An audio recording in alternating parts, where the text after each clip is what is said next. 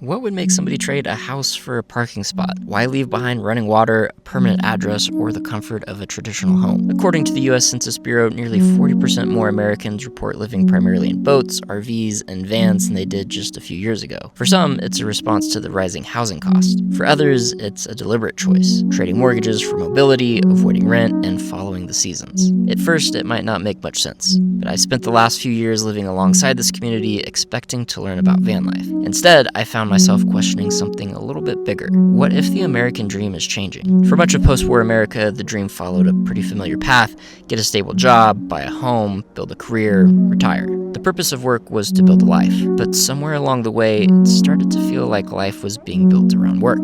Today, we're living through rising housing costs, declining affordability, an uncertain job market, and realizing that life isn't guaranteed. At the same time, remote work and the internet have made it possible for many people to earn a living from almost anywhere. But that isn't the story for everyone. For some, living in a vehicle is driven primarily by financial necessity. For others, it's an intentional lifestyle, and for many, it's a mix of both. Some are artists, some are entrepreneurs, some are retirees, some work seasonal jobs, some work remotely. Many have made a different kind of trade. Instead of maximizing income at all costs, they've chosen to reduce their living expenses in hopes of gaining some more control over their time. Instead of asking, how much can I earn, they're asking, how much time can I buy back?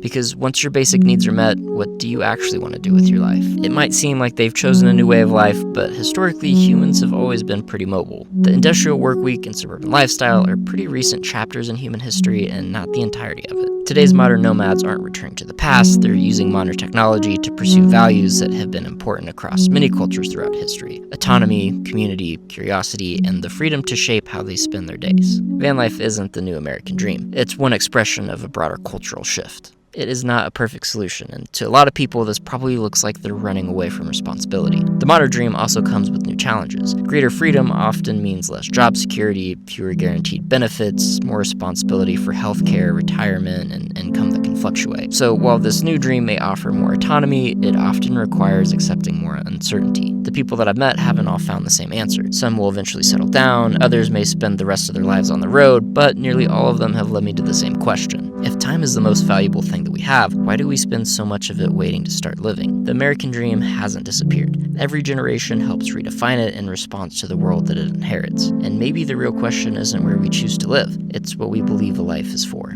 Shout out to Independent Lens for collaborating on this video.